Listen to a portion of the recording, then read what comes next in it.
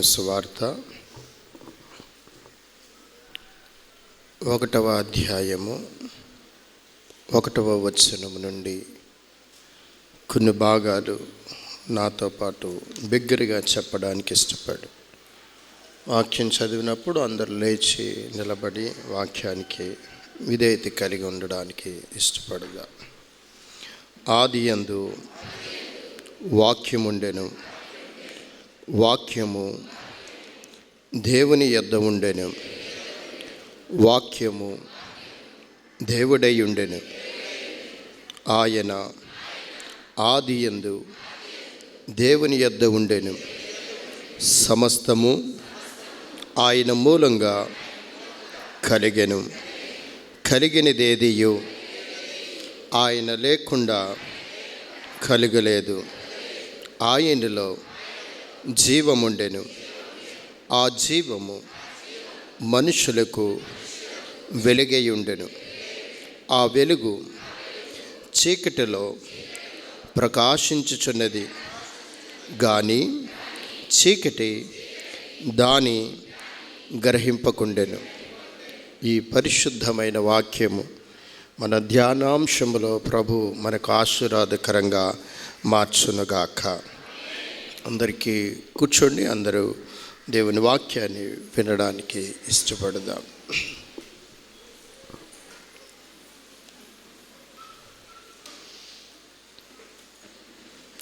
Bible గ్రంథంలో 4 పుస్తకాలు, ముఖ్యమైన పుస్తకాలు మనకు కనిపిస్తూ ఉన్నాయి. 1 మత్తయి సువార్త, 2 లూకా సువార్త, 3 మార్కు సువార్త, 4 యోహాను సువార్త. 1 మత్తయి సువార్త, 2 మార్కు సువార్త, 3 లూకా సువార్త, 4 యోహాను సువార్త. ఈ 4 సువార్తలలో యేసు ప్రభువారిని భిన్నంగా చూపించారు. మీరు గమనిస్తే మత్తయి సువార్తలో ఉన్నది లూకా సువార్తలో కూడా యాజ్ ఇట్ ఈజ్గా అలాగూ కనిపిస్తుంది. మార్కు సువార్తలో కూడా అలాగే కనిపిస్తుంది. ఇదేమిటి ఇన్నిసార్లు రాశారు అని అనుకోవచ్చు, కానీ మరొక కోణంలో వారు రాయడానికి ప్రభు ప్రేరేపించాడు. ఈ పోడియం ఉంది, ఈ పోడియం గురించి వ్రాయండి అని అంటే ఎదుటగా ఉన్నవారు వారు కనిపించిన దానిని రాస్తారు. ఆ ప్రక్క నుంచి చూసి రాయండి అని అంటే అటువైపు నుంచి అతనికి ఏమి కనిపిస్తుందో దానిని రాస్తాడు. అలాగే యేసు ప్రభువారిని 4 కోణాలుగా చూశారు. ఫస్ట్ ఆఫ్ ఆల్ మత్తయి యూదులకి ప్రకటన చేయడానికి మత్తయి సువార్తను వ్రాసి ఉన్నాడు. మత్తయి సువార్త యూదులకి మత్తయి ఎందుకు రాశాడనంటే ప్రవచనాలు క్రీస్తు కోసం ఇలా నెరవేర్చబడిని అని అబ్రహామును ఎత్తి చూపిస్తూ మరియు మోషేను ఎత్తు చూపిస్తూ యూదులకి ఆ మత్తయి సువార్తను రాశాడు. ఇతడు ప్రత్యక్ష సాక్షి.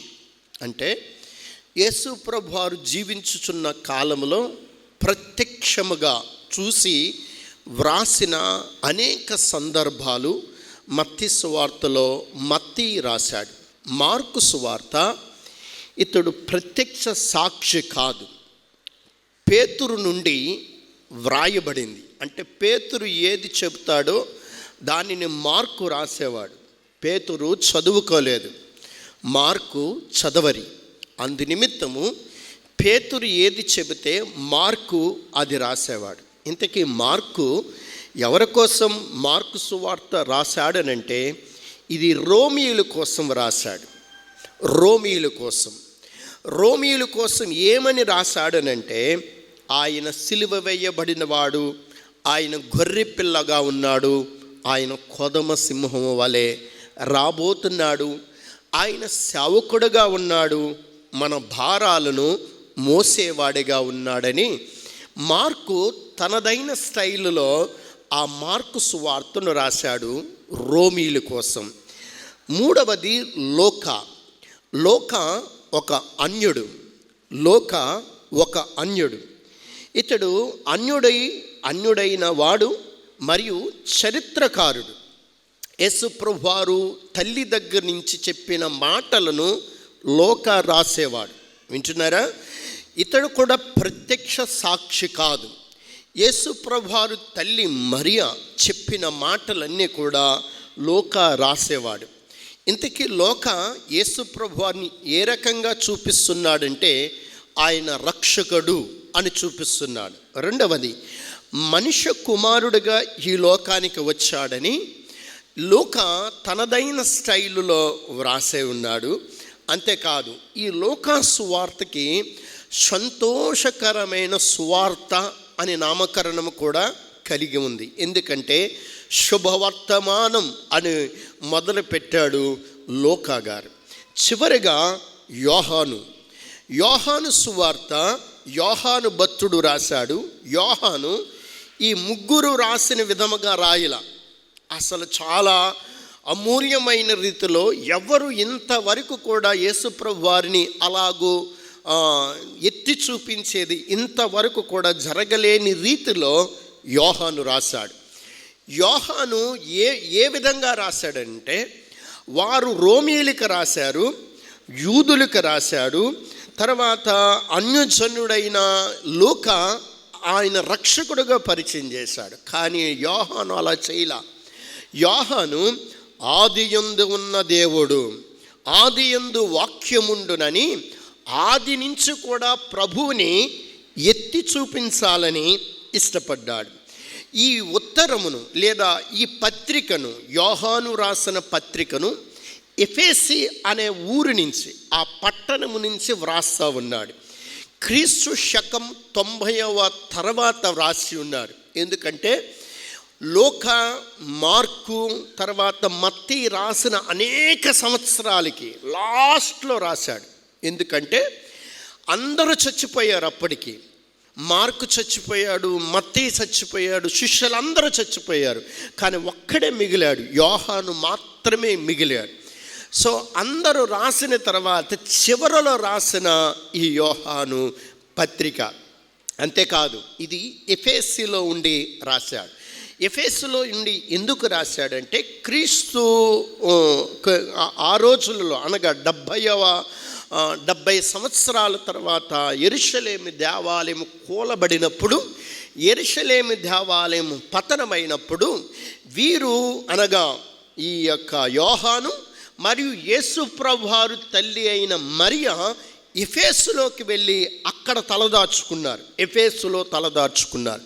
అప్పుడు యోహాను మరియు యేసు ప్రభువారు తల్లి అక్కడే ఉన్నప్పుడే ఈ యోహాను పత్రికను యోహాను గారు వ్రాసి ఉన్నారు. వారిద్దరూ దగ్గరగా ఉన్నప్పుడు ఒకరికొకరు మాట్లాడుకొని, ఒకరికొకరు సంభాషించుకొని, ఎక్కువగా యోహాను కళ్ళకు కట్టినట్లుగా ప్రతిదానిని రాసి ఉంచాడంటే కారణం అతను చూసినదే వ్రాసాడు. అంతేకాదు, యోహాను అంటున్నాడు, నేను ఇంకా యేసు ప్రభువారి గురించి వ్రాయాలేనంటే ఇక ఈ పుస్తకాలు మరియు ఈ విశాలమైన ఈ శూన్యము కూడా సరిపోదు, అంత అద్భుతాలు యేసు ప్రభువారు నుండి జరిగినాయి అని వ్యర్థం చేస్తూ వ్రాస్తా ఉన్నాడు. సో ఈ యొక్క పుస్తకములో ముఖ్యముగా యోహాను ఏమి గుర్తు చేస్తున్నాడనంటే, యోహాను సువార్త 20వ అధ్యాయములో ఉన్న 31వ వచనములో మాటను ఎక్కువగా వ్యర్థం చేస్తున్నాడు. ఏమని ఉంది ఆ మాట అంటే, ఆయనలో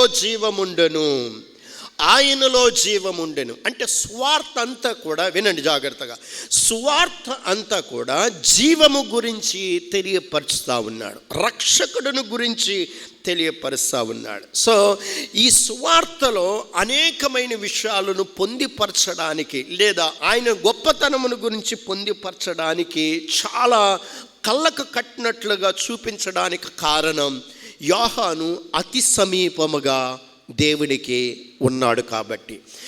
యేసు ప్రభువారి దగ్గర 12 మంది శిష్యులు ఉన్నా ఆయన 12 మంది శిష్యులను ముగ్గురిని మాత్రమే ఆయన ప్రత్యేకించబడిన వారిగా ఉన్నారు. ఆ ముగ్గురులో ఒక్కడు మాత్రమే యేసుకు మరింత సన్నిహితముగా రొమ్మును ఆనుకునేవాడిగా నిలిచి ఉన్న వ్యక్తి ఎవరంటే యోహాను. మరి యేసుప్రభు వారు ఇక్కడ పక్షపాతము చూపించాడేమో అని అనిపిస్తుంది, మన కళ్ళకు అలాగూ కనిపించవచ్చు. కానీ యేసుప్రభు వారు పక్షపాతము చూపించలా. యేసుప్రభు వారు అందరినీ ఒక రీతిగానే ప్రేమిస్తాడు, కానీ తిరిగి రిటర్న్ ప్రేమించేవారు తక్కువ మంది ఉంటారు. రిటర్న్ ఆయనను ప్రేమించేవారు యేసు రొమ్మును ఆనుకునేవారుగా సన్నిహితముగా ఉన్నవారుగా ఉండగలుగుతారు. అదే యోహాను జీవితంలో మనకు కనిపిస్తూ ఉంది. దీంట్లో ఎక్కువ అద్భుతాల గురించి వ్రాయబడాల. మత్తయి సువార్తలో, లూకా సువార్తలో, మార్కు సువార్తలో అద్భుతాల గురించి వ్రాయబడింది. కానీ ఇక్కడ అద్భుతాలని వ్రాయబడాల, సూచక క్రియలు అని వ్రాయబడింది. అందుకనే 2వ అధ్యాయములో మొదట సూచక క్రియ, సైన్ బోర్డ్. ఈ మొదట సూచక క్రియ అంటే మార్గమును చూపించేదిగా ఈ వర్తమానం లేదంటే ఈ యోహాను సువార్త అంతా కూడా మనకు కనిపిస్తూ ఉంది. క్రీస్తు మార్గమును చూపించేదిగా మాత్రమే మనకు కనిపిస్తూ ఉంది. సో ఇప్పుడు వరకు కూడా బైబిల్ గ్రంథములో ఉన్న ఈ మాటలు కొన్ని వేల కోట్ల పుస్తకాలను ఇప్పటికీ రాస్తూనే ఉన్నారు. బైబిల్ గ్రంథం, ఒక బైబిల్ గ్రంథం మీద ప్రపంచవ్యాప్తముగా ఇంతవరకు ఏ గ్రంథమునకు కూడా అన్ని కోట్ల పుస్తకాలు రాయలేదు. కానీ బైబిల్ గ్రంథమునకు ఒక్కదానికే ఈ యొక్క ఇన్ని కోట్ల పుస్తకాలు వ్రాసి ఉంచి ఉన్నారు. అంతేకాదు యోహాను అన్నా, యాకోబు అన్నా, నీ యొక్క పేతురన్నా దేవుడికి మహా ఇష్టము. యాకోబుని, యోహానుని ఒక పేరుతో పిలిచాడు. వీరు ఉరిమెడివారు అని పిలిచేవాడు. అంటే దేనికైనా తెగించేవారు. ఒకరోజు యేసు ప్రభు వారు, మీరు వెళ్ళండి, ఆ ఫలానా ఊరికి నేను వస్తున్నాను, నేను వచ్చే లోపల మీరు నాకు బస సిద్ధము చేయండి, ఉండుటకు బస సిద్ధము చేయండి, తినటకు ఆహారము సిద్ధము చేయండి, అక్కడ నాకు కావలసినవన్నీ సిద్ధము చేయమంటే ఆ ఊరికి ముందుగా యాకోబు, యోహాను వెళతారు. యాకోబు, యోహాను వెళ్ళాక ఆ ఊరివాడు అక్కడ అడిగిన బస ఇవ్వనంటే యేసుప్రభు వారు ఆ ఊరు వచ్చాక యాకోబును, యోహాను ఏమంటున్నారో తెలుసా? ప్రభువా, నీవు అడిగితే వీడు బస ఇవ్వనన్నాడు, అందుకనే ఆకాశము నుంచి అగ్ని కురిపించే, వీడిని నాశనము చేసే అని అంటున్నాడు. అంటే యేసుప్రభు వారిని ఎవరైనా ఏదైనా అంటే తట్టుకోలేని వాడిగా యోహాను, యాకోబు నిలిచి ఉన్నారు. అంటే అందుకనే వారిని ఉరిమిడివారు అని ఉండవచ్చు. సో వారు దేవుని మీద మహా ప్రేమ కలిగిన వారిగా ఉన్నారు. అంతేకాదు యాకోబు, యోహాను కూడా ఎంత ఇష్టపడ్డారంటే యేసుప్రభు వారిని, అయ్యా ఒక కోరికను కోరుతాము, నువ్వు మాకు తీరుస్తావంటే, ఏంటి ఆ కోరిక? నేను చెయ్యను అని అనకూడదు, చెప్పయ్యానంటే, అయ్యా నీవు పరలోక రాజ్యములో నీ సింహాసనము పక్కన యాకోబు ఒక పక్కన కుడివైపున, నేను ఒక కుడివైపున, యాకోబు ఎడమ వైపు, ఒకరు ఎడమ వైపు ఒకరు కుడివైపు ఉండే భాగ్యాన్ని ఇవ్వవా అని కోరుకున్నారు. అని అంటే వారు ఎంతగా దేవునిని ఇష్టపడుచున్నారో మనము జ్ఞాపకం చేసుకోవాలి. సో అంతగా వారు కోరుకున్నారు. యేసుప్రభు వారు దానికి సమాధానం, అది నా ఇష్టము కాదు, తండ్రి ఇష్టము అని సమాధానాన్ని చెప్పాడు. సహజంగా మరణించిన వారు తక్కువ మంది, కానీ హతసాక్షులైన వారు యేసు శిష్యులలో మొత్తం చాలామంది, 10 మంది కూడా హతసాక్షులైపోయారు. 11వ వాడైన అనగా ఈ యోహాను గారు 100 సంవత్సరములకు సహజ మరణమును పొందాడు. ప్రకటన గ్రంథము రాసిన తర్వాతే సహజ మరణం పొందాడు. మొదట హతసాక్షి యాకోబు ఉన్నాడు, తర్వాత చివరిలో అందరికన్నా లాస్ట్లో యోహాను చనిపోయినట్లుగా మనకు కనిపిస్తూ ఉంది. ఈరోజు మనం 1వ అధ్యాయములో ఉన్న కొన్ని భాగాలను యోహాను ఏమి రాశాడో అనే విషయాన్ని మనము ధ్యానము చేసుకోబోతున్నాం. 1వ అధ్యాయములో 1వ వచనము నుండి 18వ వచనం వరకు కూడా దేవుని వాక్యము మనుషులకు వెలుగై ఉన్నది, దేవుని వాక్యము మనుషులకు వెలుగై ఉన్నది అనే సందర్భాన్ని వ్యక్తం చేస్తూ ఉంది. 17వ వచనము నుండి 34వ వచనం వరకు బాప్తిసమిచ్చి యోహాను సాక్ష్యము మనకు కనబడతా ఉంది. 35వ వచనము నుండి 51వ వచనం వరకు క్రీస్తు మొదటి శిష్యులను ఏర్పరచుకున్న స్థితిని కనబడతా ఉంది. మనం అంతా ధ్యానం చేయము కానీ 21వ వచనం వరకు కొన్ని భాగాలను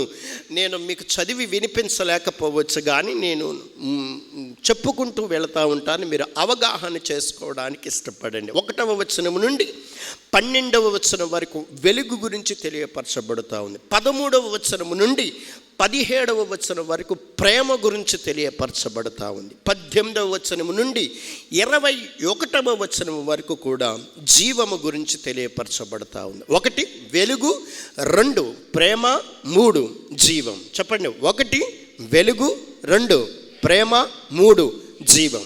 మొదటిది వెలుగు, రెండవది ప్రేమ, మూడవది జీవం. ఈ 3 విషయాలను యోహాను భక్తుడు ఎక్కువగా యేసు ప్రభువారిని ఎత్తు చూపించి పలుకుచా ఉన్నాడు. ఈ యోహాను అరణ్యములో కేకలు వేసిన యోహాను కాదు. ఈ యోహాను యేసు ప్రభువారు దారిని ముందుగా సరళం చేసే యోహాను కాదు. యోహానులు చాలామంది ఉన్నారు. ఆ యోహాను ఎప్పుడో ముందే చనిపోయాడు. కానీ ఈ యోహాను వేరు. ఈ యోహాను అంటున్నాడు ఆయన వెలుగై ఉన్నాడు. ఈ యోహాను అంటున్నాడు ఆయన వెలుగులో ప్రతి ఒక్కరూ రావాలని ఆశపడుతూ ఉన్నాడు. ఆ వెలుగు గురించే ప్రకటన చేస్తూ ఉన్నాడు. ఆ వెలుగు గురించి వివరణ తెలియపరుస్తూ ఉన్నాడు. ఆ వెలుగును చూశాడు. పద్మష్ దీవిలో చూశాడు. ఆ వెలుగుని ఇంకెవరు చూశారు?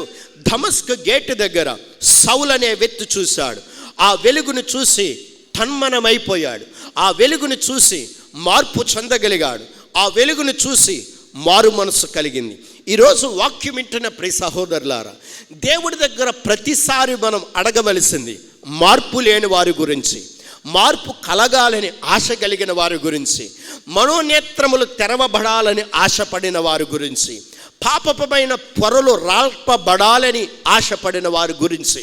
మేబీ మీ కుటుంబంలో మీ అన్నదమ్ములు కానీ, మీ భర్త కానీ, మీ భార్య కానీ, మీ తల్లిదండ్రులు కానీ మారు మనసు అనుభవము లేని స్థితిలో, ఇంకా లోకకరమైన పాపమైన స్థితిలో ఒకవేళ ఉన్నారేమో, బానిసత్వమైన జీవితాన్ని సాతాను కబంధసాల చేత ఇంకా చిక్కబడిపోయి ఉన్నారేమో, మేబీ మీ భర్త ఇంకా త్రాగుబోతుగా ఉన్నాడేమో, ఒకవేళ నీ కుమారుడు ఇంకా త్రాగుబోతుగా ఉండి ఆ సిగరెట్లు కాల్చుచు ఆ వ్యభిచారం చేస్తూ లోకానుసారమైన జీవితాన్ని ఒకవేళ జీవిస్తూ ఉన్నాడేమో, ఈరోజు మీరు చెయ్యవలసిన ప్రార్థన, ప్రభువా నీ వెలుగు మా కుమారుని మార్చగలుగుతుందని మేము విశ్వసిస్తున్నాం.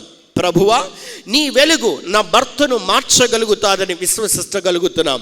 ప్రభువా నీ వెలుగు నా కుటుంబమును మార్చగలుగుతాదని నేను విశ్వసిస్తున్నాను. ఆ వెలుగైన దేవా నా హృదయములోనికి, ఆ వెలుగైన దేవా నా కుమారుడు హృదయములోనికి రమ్మని మీరు అడగగలిగితే వాక్యం సెలవిస్తూ ఉంది, వెలుగైన దేవుడు మీ కుటుంబంలో మీరు కోరుకున్న వారి విషయంలో మార్పు కలుగు చేయడానికి ఆ వెలుగైన దేవుడు దర్శించబోతా ఉన్నాడు. ఆ వెలుగైన దేవుడు బలపరచబోతా ఉన్నాడు. ఆ వెలుగైన దేవుడు మండించబోతా ఉన్నాడు. ఆ వెలుగైన దేవుడు మార్పును కలుగు చేయబోతా ఉన్నాడు. ఆ వెలుగైన దేవుడు మార్పును కలుగు చేసి తిన్ననైన మార్గంలో నడిపించబోతా ఉన్నాడు. ఆ వెలుగైన దేవుడు పాపమైన పొరలు రాల్చబోతా ఉన్నాడు. ఆ వెలుగైన దేవుడు త్రాగుడి నుంచి విడిపించబోతా ఉన్నాడు. ఆ వెలుగైన దేవుడు వ్యసనాల నుంచి విడిపించబోతా ఉన్నాడు. ఆ వెలుగైన దేవుడు కుటుంబంలో సమాధానాన్ని ఇవ్వబోతా ఉన్నాడు. ఆ వెలుగైన దేవుని దగ్గరికి మనం రావాలంటే మన నోటితో ఆ వెలుగైన దేవునిని ఆహ్వానించాలి. ఆహ్వానించి, ప్రభువా నీవే వెలుగైన వాడివి, నీవే రక్షకుడివి. ఎస్, నా భర్త చీకటిలో ఉన్నాడు. ఎస్, నా భార్య చీకటిలో ఉంది. ఎస్, నా కుటుంబం అంతా చీకటికరమైన పరిస్థితుల్లో ఉన్నాం. మేము చీకటిలోనే నడుస్తున్నాం. మాట వినని పరిస్థితి, నెమ్మది లేని పరిస్థితి, సమాధానం లేని పరిస్థితి, ఎటు చూసిన అడ్డులు ఆటంకకరమైన పరిస్థితులు ఎదురవుతున్నాయి. ఎస్ ప్రభువా, నీ వెలుగు మా ఇంటిలో అవసరం. నీ వెలుగుతో మమ్మల్ని నింపండి, నీ వెలుగుతో మమ్మల్ని బలపరచమని ఎవరు ఈరోజు వాక్యమనంతరము ప్రార్థన చేయగలుగుతారు? ఇప్పటికే మీ హృదయంలో దేవుడు ఆ ప్రార్థన జీవితాన్ని పెట్టబోతా ఉన్నాడు. ఇప్పటికే ప్రతి హృదయమును కూడా ఆయన కదిలించబోతా ఉన్నాడు. ఇప్పటికే ప్రతి ఒక్క హృదయంలో దేవుడు విడుదలను కలుగు చేయబోతా ఉన్నాడు. ప్రతి హృదయంలో సంతోషాన్ని మరలా ఆయన ఇవ్వబోతా ఉన్నాడు. ఎవరైతే ఆ ప్రార్థన జీవితము కలిగి ఉంటారో వారి జీవితంలో మరల సిగురింపు చేయబడిన అనుభవంలోనికి రాగలుగుతారు. మార్పు రాదు అని అనుకోమాకండి. ప్రభుకి అంతయు సాధ్యమే. కానీ నీవే నోరు తెరిచిన వ్యక్తిగా మారాలి. ఎవరైతే దేవుడి దగ్గర నోరు తెరవగలుగుతారో వారి జీవితంలో దేవుడు ఒక గొప్ప విడుదలని ఇవ్వగలుగుతాడు. సాతాను కబంధస్థాలతో ఒకవేళ చిక్కబడిపోయి ఉన్నావా, మాటికి అదే పాపము, అది మాటికి అదే ఆ వ్యసనమును కలిగి ఉన్నావా, మాటికి అదే మార్గములో వెళుతూ ఉన్నావా, మాటికి అదే చూపులు చూస్తూ ఉన్నావా, మాటికి అదే దుర్భాషలు మాట్లాడుతున్నావేమో, అది పాపమని తెలిసిండు కూడా విడిచిపెడతానని విడిచిపెట్టి మరలా దాని వైపు మరలా వెళుతున్నాము అని అంటే మన జీవితంలో నిజమైన మారు మనసు రాలేదేమో అని జ్ఞాపకం చేసుకొని ప్రభు పాదాల దగ్గరికంట మనము రావాలి. ప్రభు సన్నిధి కంట మనము రావాలి. ఆయన పాదాలను మనము పట్టుకునే వ్యక్తులుగా మారినప్పుడు దేవుడు గొప్ప జయాన్ని ఇవ్వగలుగుతాడు. ఆ రోజులలో బానిసత్వమైన జీవితం కలిగి ఉండేవారు. ఎవరి దగ్గర అయితే అప్పు తీసుకుంటున్నారో, ఎవరైతే ధనాన్ని తీసుకుంటున్నారో ఆ ధనము మరలా తిరిగి కట్టకపోతే వారి పెద్ద కొడుకుని పాలేరుగా బానిసగా పని చేయాలి. ఒకవేళ డబ్బు తీసుకొచ్చి ఆ బిడ్డను విడిపించుకోగలిగితే విడిపించుకోవచ్చు. అలాగూ ఒక కుమారుని బానిసత్వమైన జీవితంలోనికి వెళ్ళిపోయాడు. చాలా సంవత్సరాలు ఒక యజమాని దగ్గర బానిసత్వంగా పనిచేస్తూ ఉన్నాడు. నా తండ్రి వస్తాడు, నా తండ్రి విడిపిస్తాడు, నా తండ్రి వస్తాడు, నా తండ్రి నన్ను విడిపించి స్వేచ్ఛకరమైన జీవితాన్ని నాకు ఇస్తాడని ఆశపడ్డాడు. ఎన్ని నెలలైనా రావటంలా బానిసత్వము నుంచి విడిపించబడకపోతే ఆ బానిస కలిగిన వ్యక్తిని మరింతగా హింసలు పెట్టేవారు. ఎలాంటి హింసలంటే ఆఖరికి హింస పెట్టి చంపి పడవేసేవారు. ఎలాంటి హింసలు పెట్టేవారంటే తల నుండి కాళ్ళ వరకు కూడా కొండ తేనెని వేసేవారు. కొండ తేనెని వేసి చెట్టుకు కట్టివేసి కింద భాగములో అతనికి పెద్ద కండసీమలని 4-5 బుట్టలు కండసీమలను ఆ వ్యక్తి దగ్గర వేసేవారు. అతడు కొన్ని గంటలకే స్పృహ తప్పిపోయి మరియు మరణములోనికి వెళ్ళిపోతాడు. అతడు ఆ స్థితిలో ఆ రోజు చెట్టుకు కట్టివేసి అదే పని చేశారు. అక్కడి నుంచి బ్రతిమలాడుతూ ఉన్నాడు, అయ్యా నన్ను విడిపించండి, నా తండ్రి నన్ను వచ్చి విడిపిస్తాడు అని ఆశతో ఉన్నాడు. వారిని బ్రతిమలాడుకున్నాడు. ఆ తెగ నాయకుడు ఏమాత్రము ఒప్పుకోలేదు. ఆ పని చేశాడు. అక్కడి నుంచి అతడు విడిపించబడాలని ఆశతో ఉన్నాడు. ఏ దేవుడైనా నన్ను రక్షించగలుగుతాడా? ఈ బంధకాల నుంచి, ఈ చీకటి నుంచి, ఈ భయంకరమైన పరిస్థితి నుంచి నన్ను ఎవరైనా విడిపిస్తారా అని ఆశతో ఎదురు చూస్తున్న అతనికి ఒక స్వరము వినబడింది. అంతేకాదు ఆ స్వరములో వెలుగు కనబడింది. వెలుగుతో ఒక స్వరం, కబ్బు అనే ఒక స్వరం వినబడగానే ఎవరు నన్ను పిలుస్తున్నారు? ఈ యొక్క గుడుములో ఎవరికి నా పేరు తెలియదే, ఈ యొక్క గుడుములో ఉన్న వారికి నేనంటే ఇష్టం లేదే, నా పేరు పెట్టి ఎవరు పిలుస్తున్నారని ఆ వెలుగు వైపు చూశాడు. ఆ వెలుగులో నుంచి ఒక స్వరం వినబడుతుంది, కబ్బు ఇక్కడి నుంచి నీవు పారిపో, ఇక్కడి నుంచి నీవు పారిపోవని ఒక త్రోవ అతనికి చూపించబడింది. వెంటనే తనకు తెలియకుండానే కట్లన్నీ ఊడిపోయినాయి. ఆ రోజు అడవిలో ప్రయాణం చేస్తూ ఉన్నాడు. 1 దినం అయిపోయింది, 2 దినాలు అయిపోయింది, ఇంకా పరిగెత్తుతూనే ఉన్నాడు. 3 దినములు ఆగకుండా పరిగెత్తాడు. 3 దినాలు ఆగకుండా రాత్రి పగలనక పరిగెత్తాడు. ఆ అడవి దగ్గరికి వచ్చేటప్పటికి ఒక చిన్న ఊరి కనబడింది. ఆ ఊరిలో ఆ అడుగు పెట్టగానే అక్కడ ఒక మందిరము కనబడింది. ఆ మందిరములోనికి వెళ్ళి అడుగు పెట్టగానే అక్కడ ఒక మిషనరీ వాక్యం చెబుతా ఉన్నాడు. ఏమని చెబుతున్నాడంటే, దమస్క గేటు దగ్గర దేవుడు వెలుగు కుమ్మరించబడింది. ఆ వెలుగులో నుంచి సౌలా సౌలా ఏల నన్ను హింసించుచున్నావు అని వాక్యం చెప్తుంటే వెనక నుంచి కబ్బు అంటున్నాడు, అయ్యా ఆ స్వరాన్ని నేను విన్నాను, ఆ వెలుగును నేను చూశాను అని అనగానే, ప్రార్థన అవ్వగానే దైవజనుడు అతని కోసం ప్రార్థన చేశాడు. అక్కడే ఉండిపోయాడు. చాలా సంవత్సరాలు ప్రార్థన చేస్తూ ఉన్నాడు. చాలా సంవత్సరాలు అతనిలో గొప్ప విడుదల కలిగింది. చాలా సంవత్సరాలు ప్రభుతో పెనుగులాడాడు. అతను ప్రార్థన చేస్తుంటే అందరికీ నచ్చేది కాదు. ఎందుకంటే దేవుడితో మాట్లాడే విధానం, అతడు ఫ్రీగా మాట్లాడి గట్టిగా కేకలు వేసేవాడు. అలాంటి సమయంలో అడవిలోనికి వెళ్ళిపోయి రాత్రంతా ప్రార్థన చేసేవాడు. అడవిలోనికి వెళ్ళిపోయి కన్నీరు కార్చి ప్రార్థన చేశాడు.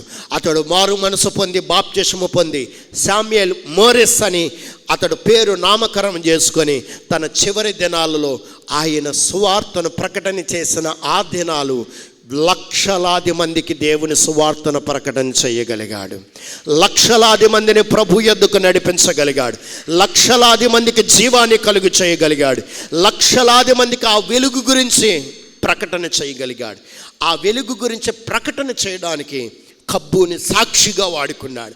ఆ వెలుగు గురించి ప్రకటన చేయడానికి తనకు మాదిరిని చూపించాడు. మరి సౌలు అనేక చోట్ల దగ్గరికి వెళ్ళి ఏమంటున్నాడు తెలుసా? పౌలుగా మారిన తర్వాత, ఇదిగో దమస్కు గేటు దగ్గరికి నేను అధికార పత్రము తీసుకుని వెళ్ళాను, ఆ రోజు యేసు నన్ను దర్శించాడు. అదే సాక్ష్యం చెప్పాడు. శామ్యూయల్ మోరెస్ అదే సాక్ష్యాన్ని చెప్పాడు. ఆ వెలుగు గురించి విన్న వారందరూ కూడా విడుదల పొందారు. పౌలు గారు ఎక్కడ చెప్పాడో తెలుసా? అగ్రిప్ప దగ్గర చెప్పాడు. పౌలు గారు అధికారుల దగ్గర చెప్పాడు. పౌలు గారు చక్రవర్తుల దగ్గర చెప్పారు. తనకు అంటూ ఒక సాక్ష్యం ఉంది. శామ్యూయల్ మోరెస్కి అంటూ ఒక సాక్ష్యం ఉంది. ఈరోజు ఆ వెలుగే ఈరోజు మీకు ప్రకటన చేయబడుతుంది. మీరు ఒక సాక్షిగా మారాలంటే మీరు నోరు తెరవాలి. మీరు ఒక సాక్షిగా మారాలంటే మీరు నోరు తెరవాలి. దేనికోసం? ప్రభువా, ఈ మార్పు లేని ఈ వ్యక్తి కోసం నీ వెలుగును ఇవ్వండి. ఆ వెలుగు గురించి మార్పును కలుగు చేసినప్పుడు నేను సాక్షిగా మారతాను. నీ భర్త మారలేదు కదా, నీ బిడ్డలు మారలేదు కదా, వారు ఇంకా లోకకరమైన స్థితిలో ఉన్నారు కదా, ఇంకా వ్యభిచారం త్రాగుడులోనే ఉన్నారు కదా, వారిని మార్చమని నువ్వు ఉపవాసం ఉండు. వారిని మార్చమని, ఆ వెలుగును తాకమని నువ్వు ప్రభు పాదాలను పట్టుకో. ఆ వెలుగును తాకమని ఆయన దగ్గర కన్నీరు కార్చు. తద్వారా ఏం జరుగుతుందో తెలుసా? మార్పు కలుగుతుంది. మార్పు కలిగిన తర్వాత నీవు పౌలు వలె నీవు కూడా వెలుగు గురించి చెప్పగలుగుతావు. ఎలా చెప్పగలుగుతావు? నీకు ఒక సాక్ష్యం ఉంటుంది. ఎవరిని బట్టి? నీ దగ్గర నీవు ప్రార్థన చేసిన ఆ భర్త కానీ, భార్య కానీ, బిడ్డలు కానీ, వారిని బట్టి ఒక సాక్ష్యము కలుగుతుంది. ఆ సాక్ష్యము కోసం ప్రభువా, వెలుగైన దేవా, వాక్యమై ఉన్న దేవా, మమ్మల్ని వెలిగించు, మా కుటుంబాలను వెలిగించమని మీరు ప్రార్థన చేయగలిగితే తప్పక దేవుడు మిమ్మలను ఆ వెలుగుతో నింపునుగాక. రెండవది ఆయన అంటున్నాడు ప్రేమ. ఆయన ప్రేమను చూపించే దేవుడు. ఆయన తన్ను ఎందరు అంగీకరించుదురో వారందరికీ తన నామమందు విశ్వాసముంచే దేవుని పిల్లలకు ఆయన అధికారము అనుగ్రహించెను. అధికారమును అనుగ్రహిస్తాడు తన పిల్లలకి. తనను అంగీకరించిన వారు, తనను ప్రేమించిన వారు, తనను గైకొన్న వారికి దేవుడు తప్పనిసరిగా అధికారాన్ని ఇవ్వగలుగుతాడు. ఆయన యందు మనము నిలిచి ఉండాలి. ఆయన అప్పుడు మన యందు నిలిచి ఉంటాడు. ఇందాక అమ్మగారు చెప్పారు, ఆయన యందు మనము నిలిచి ఉంటే, యోహాను 15వ అధ్యాయంలో దేవుడు మన యందు నిలిచి ఉంటాడు. ఆయనను అంగీకరించిన వారు తప్పనిసరిగా ఆయన సొత్తులుగా ఉండగలుగుతారు. ఆయనను ప్రేమించిన వారు తప్పనిసరిగా వారసులుగా ఉండగలుగుతారు. ఆయన అంగీకరించి ఆయన మాట చెప్పున నడిచిన వారు ఎంతమంది ఉంటారో వారందరికీ అధికారాలు దేవుడిస్తాడంటే. ఏమిస్తాడట? అధికారాలను ఇస్తాడంట. దేవునిని ప్రేమించుచున్నావా? దేవునిని ప్రేమించే వ్యక్తులు మందిరాన్ని కూడా ఎక్కువగా ప్రేమిస్తారు. దేవునిని ప్రేమించేవారు మందిరపు ఆవరణంను ప్రేమిస్తారు. దేవునిని ప్రేమించేవారు గ్రంథాన్ని ప్రేమిస్తారు. దేవునిని ప్రేమించేవారు ప్రార్థనను ప్రేమిస్తారు. దేవునిని ప్రేమించేవారు వాక్య ధ్యానముల వైపు వారు మనసులు పెట్టగలుగుతారు. దేవునిని ప్రేమించేవారు దేవుని పరిచర్య కోసం ఆలోచన కలిగి ఉంటారు. నువ్వు ఎవరిని ప్రేమిస్తున్నావు? లోకమును ప్రేమించుచున్నావా, లోకములో ఉన్న వారిని ఎక్కువగా ప్రేమించుచున్నావా అనేది నీ హృదయానికి నీవు గ్రహించుకోవాలి. మనుషులను మనము ప్రేమించే కన్నా దేవునిని మనము ప్రేమించాలి. అందుకనే కొరింథీ పత్రికలో అపోస్తలుడైన పౌలు అంటున్నాడు, మీరు విశ్వాసము ద్వారా దేవుని మీద ఆధారపడిన వ్యక్తులుగా ఉండాలి. మనుషుల మీద కాదు, దేవుని మీద ఆధారపడి దేవుడే సమయమును అనుకూలంగా ఆయన మీ పట్ల కార్యాన్ని చేయగలుగుతాడు. దేవుడు నిన్ను ఎంత ప్రేమించాడనంటే 2 సంవత్సరాలు కరోనా వైరస్తో ప్రపంచమంతా కూడా తల్లకిందులైపోయి మన కళ్ళ ముందు మనకు చూసిన వారు, మన కళ్ళ ముందు అనేక మంది ఈ భూమిని విడిచి వెళ్ళిపోయారు. కానీ నువ్వెందుకు ఇంకా భూమి మీద ఉన్నావు? నేనెందుకు ఇంకా భూమి మీద ఉన్నాను? కారణం ఆయన మనల్ని ప్రేమిస్తున్నాడు. ఇంకా ఆయన మనల్ని ప్రేమిస్తున్నాడు. మీరు గమనించండి, హాస్పిటల్లో ఎంతమంది రోగులు ఐసీయూలో ఉన్నారు, ఎంతమంది రోగులు మరణముతో పోరాడుతున్నారు. ఈరోజు నీవు మందిరంలో కూర్చున్నావు. ఎవరిచ్చారు శక్తిని? ఎవరిచ్చారు ఆరోగ్యాన్ని? కారణం దేవుడు నిన్ను ఇంకా ప్రేమిస్తున్నాడు, ఇంకా ప్రేమిస్తున్నాడు. నీ స్తోమత ఏంటో ఆయనకు తెలుసు. నీ శరీరానికి ఆయన రోగాన్ని తీసుకుని వస్తే నీవు హాస్పిటల్కి వెళ్ళి డబ్బులు ఖర్చు పెట్టలేవని ఆయనకు తెలుసు. అందుకని నిన్ను ప్రేమించి శరీరానికి ఆరోగ్యాన్ని ఇచ్చాడు. ఎన్నోసార్లు మరణంధకారములోనికి వెళ్ళిపోయిన నిన్ను ఆయన కాపాడారు. అన్ని రాష్ట్రాలు అతలాకుతమైపోతున్నా, వరద బీభత్సం కలిగి ఉన్నా దేవుడు ఆ వరదలో కొట్టుకుపోకుండా నిన్ను కాపాడాడు. కారణం ఆయన నిన్ను ప్రేమించాడు. ఆయన ప్రేమను మనం మర్చిపోవాలా? ఆయన ప్రేమ నుంచి మనం దూరం అయిపోయి నిర్లక్ష్య స్వభావము కలిగిన వారిగా భక్తి జీవితంలో ఉండకూడదు. భక్తిలో మనము ఆసక్తి కలిగిన వారిగా ఉండాలి, ప్రేమించాలి. 2016 సంవత్సరంలో జపాన్ దేశంలో మహా గొప్ప భూకంపం వచ్చింది. 2016 సంవత్సరంలో జపాన్ దేశంలో వచ్చిన భూకంపం ఆ జపాన్ దేశాన్ని అతలాకుతలం చేసేసింది. చాలామంది జపాన్ టెక్నాలజీ ఎక్కువ, జపాన్లో ఉన్న టెక్నాలజీ మరి ఏ దేశంలో ఉండదేమో అని అనిపిస్తుంది. అంత టెక్నాలజీ కలిగిన వారు జపాన్ దేశంలో ఉన్న వారు అందరూ. వారు ఒక వయసు వచ్చేటప్పటికీ ఏదో ఒకటి కనిపెట్టాలి, ఏదో ఒకటి చెయ్యాలని మంచి జ్ఞానము కలిగిన వారిగా ఉంటారు. సో ఆ జపాన్ దేశంలో 2016 సంవత్సరంలో వారు భూకంపం వచ్చినప్పుడు వారి దగ్గర ఒక పరికరం ఉండేది. అంటే వారి పరికరాన్ని కనిపెట్టారు. ఒక పెద్ద అపార్ట్మెంట్లో అది కుప్పకూలిపోయినప్పుడు ఎవరైనా ప్రాణాలు ఉన్నాయా, ఎవరిదైనా ప్రాణాలు ఉన్నాయని ఒక మిషన్ ఉండేది. ఆ మిషన్ ఆ దగ్గరలోనికి తీసుకుని వెళ్తే ఇన్ని మీటర్ల దూరంలో అది గుండె చప్పుడును చచ్చిపోతే గుండె చప్పుడు ఉండదు కదా, బ్రతికున్న వారు గుండె చప్పుడు క్రాక్ చేసి అది ఎక్కడ ఉన్నారో చూపించేది. అటువంటి మిషన్ వారి దగ్గర ఉంది. సో ఆ మిషన్ పట్టుకొని ఒక అపార్ట్మెంట్ దగ్గరికి ఒక శిథిలం అయిపోయిన కూలిపోయిన ఆ స్థితి దగ్గరికి వెళ్ళారు. వారు వెళ్తూ ఉన్నారు. ఒక దగ్గర మాత్రం గుండె చప్పుడు వినబడతా ఉంది. సో అది సిగ్నల్ చూపిస్తూ ఉంది. క్రేన్తో రాళ్ళన్నీ పైకి తీస్తూ ఉన్నారు. ఎంత తీసినా ఆ బాడీ కనబడటంలా, ఇంత లోతులో గుండె చప్పుడేమిటి, ఇది ఎలా సాధ్యం అని వారు ఎంత తీసినా బాడీ మాత్రం కనబడటంలా, బ్రతికిన ఆ వ్యక్తి మాత్రం కనబడటంలా, బ్రతికిన వ్యక్తి కనబడటంలా. ఆఖరికి అలాగ శిథిలాలన్నీ కూడా దాదాపు ఒక 6-7 గంటలు ఆ శిథిలాలన్నీ తీసిన తర్వాత ఒక స్త్రీ బోర్ల పడిపోయింది. ఆమె మీద ఒక పెద్ద గోడ పడిపోయింది. బోర్ల పడిపోయింది, ఆమె మీద ఒక పెద్ద గోడ పడిపోయింది. ఆమె గుండె చప్పుడు దగ్గర అక్కడికి వెళ్ళేటప్పటికి ఆమె చనిపోయింది. ఆమె బ్రతికలేదు. మరి ఎక్కడి నుంచి వస్తుంది ఈ గుండె చప్పుడు అని అంటే, ఆమె హృదయంలో ఆమె గుండె కాత్తుకున్న ఒక పసిబిడ్డ ఇంకా బ్రతికే ఉంది. ఆ పసిబిడ్డను చూసినప్పుడు వారు ఆశ్చర్యపోయారు. ఇన్ని దినాలు ఈ పసిబిడ్డ పాలు లేకుండా ఎలా జీవించిందని.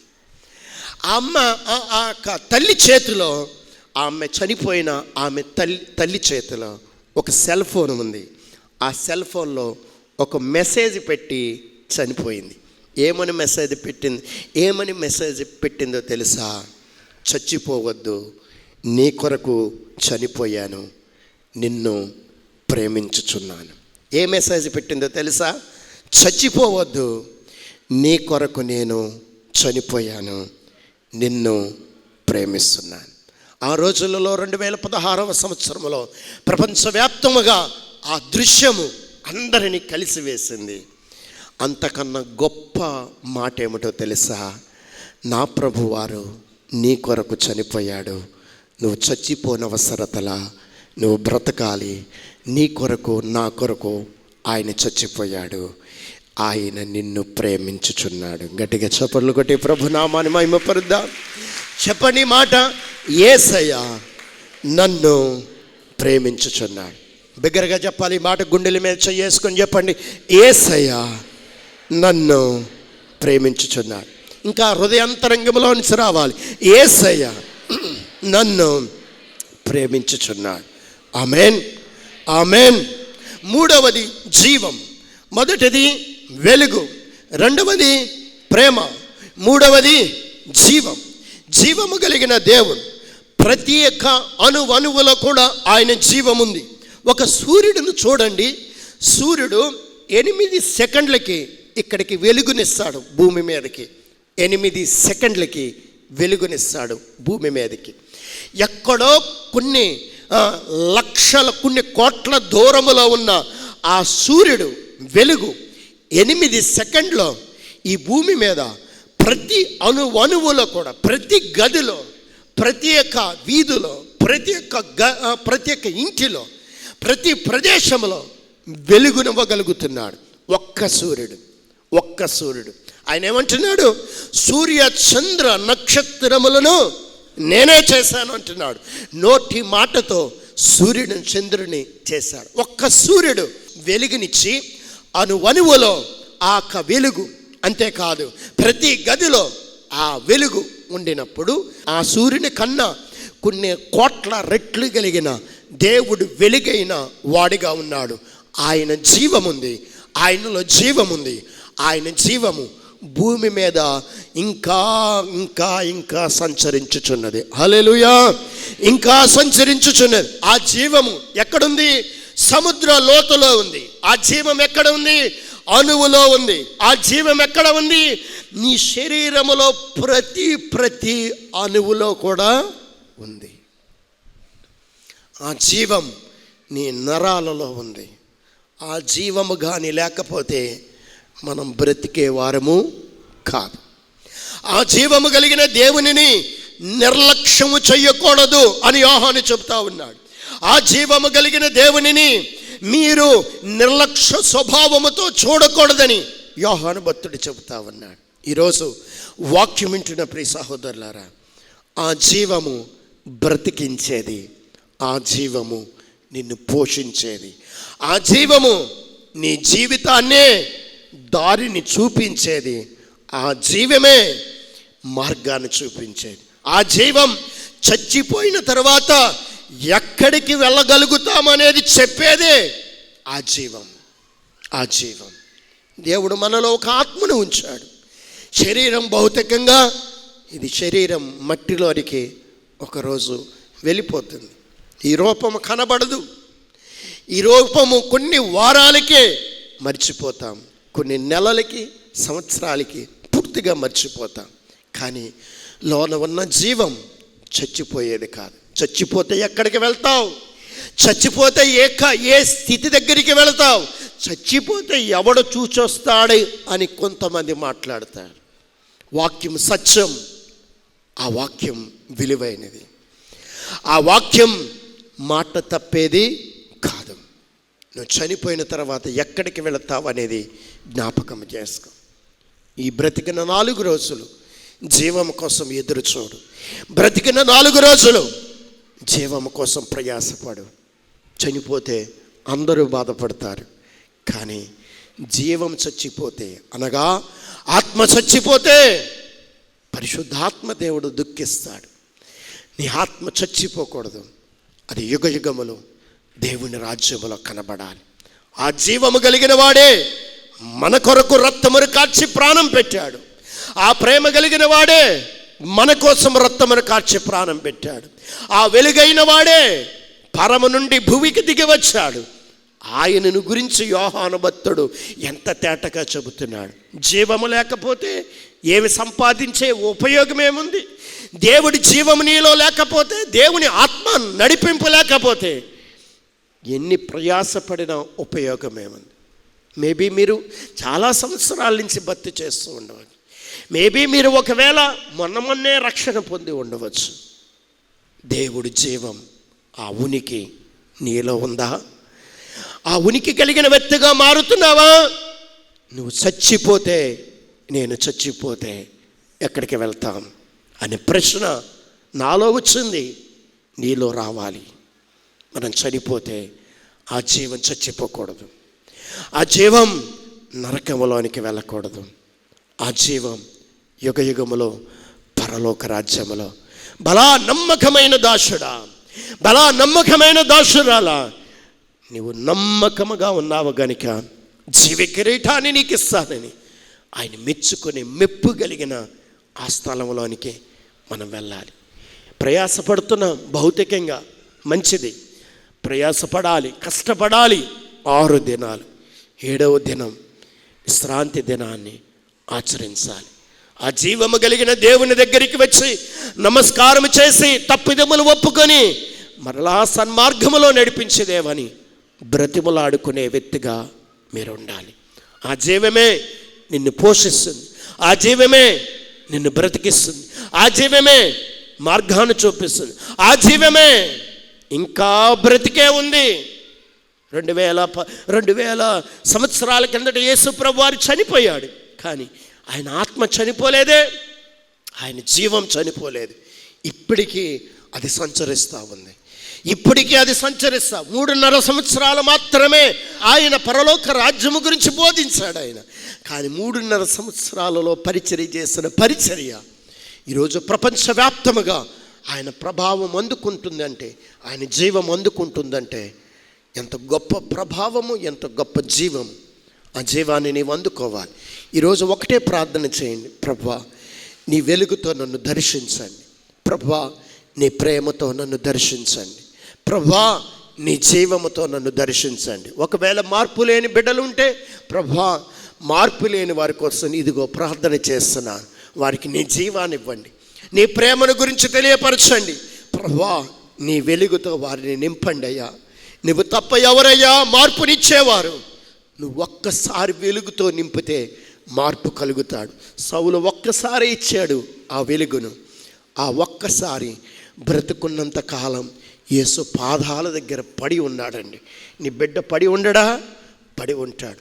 విశ్వాసము కలిగిన వాడిగా ప్రార్థన చేయి. నీ భర్త పడి ఉండడా? ప్రభు దగ్గర పడి ఉంటారు. విశ్వాసము కలిగిన వ్యక్తిగా ప్రార్థన చేయి.